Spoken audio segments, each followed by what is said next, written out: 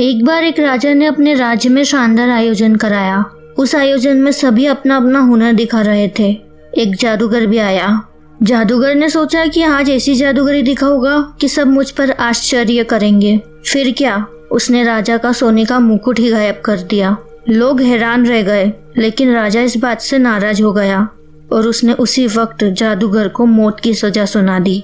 जैसे ही ये खबर जादूगर की पत्नी को मिली, वो रोती हुई महल में आ पहुंची। जादूगर ने अपनी पत्नी को समझाया, रोते क्यों हो? अभी तो 5 दिन बाकी है। इन दिनों में न जाने क्या क्या हो जाएगा।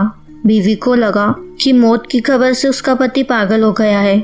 आखिरकार मृत्युदंड का दिन भी आ गया। जादूगर ने जोर जोर से रोना शुरू कर दिया। राजा ने रोने का कारण पूछा तो जादूगर ने कहा, मौत से डर नहीं लग रहा। मैं मर गया तो कोई फर्क नहीं पड़ेगा, पर एक बहुत बड़ा नुकसान हो जाएगा। मैं पिछले 2 साल से घोड़े को उड़ना सिखा रहा हूँ। अगले 1 साल में वो घोड़ा उड़ना सीख जाता, पर 1 साल तो क्या, मेरे पास तो 1 मिनट का भी समय नहीं बचा। उड़ने वाले घोड़े के बारे में सुनकर राजा के मन में लालच आने लगा। उसने सोचा, अगर ये घोड़ा मेरे पास होगा तो मैं पूरी दुनिया में प्रसिद्ध हो जाऊंगा। राजा ने तुरंत जादूगर से कहा, अगर मैं तुम्हें 1 वर्ष का समय और दे दूं तो? जादूगर ने जवाब दिया, तो महाराज, मैं वो उड़ने वाला घोड़ा आपको भेंट दे दूंगा। राजा ने कहा, अगर घोड़ा उड़ा तो तुम आजाद हो, और अगर नहीं उड़ा तो 1 साल के बाद तुम्हें फांसी पर चढ़ा दिया जाएगा। जादूगर आजाद होकर खुशी खुशी अपने घर लौटा। घर जाकर देखा तो उसके घर में मातम चल रहा था।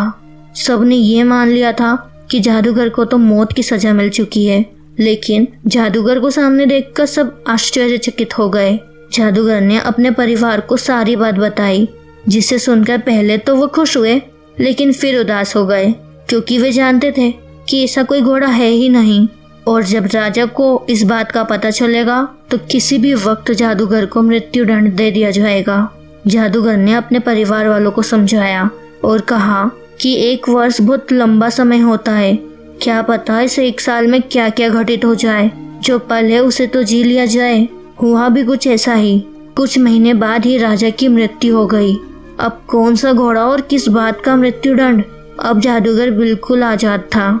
याद रखिए, समस्या चाहे जितनी भी बड़ी हो, हर समस्या का समाधान उसी में होता है। बस हमें उसे खोजना होता है।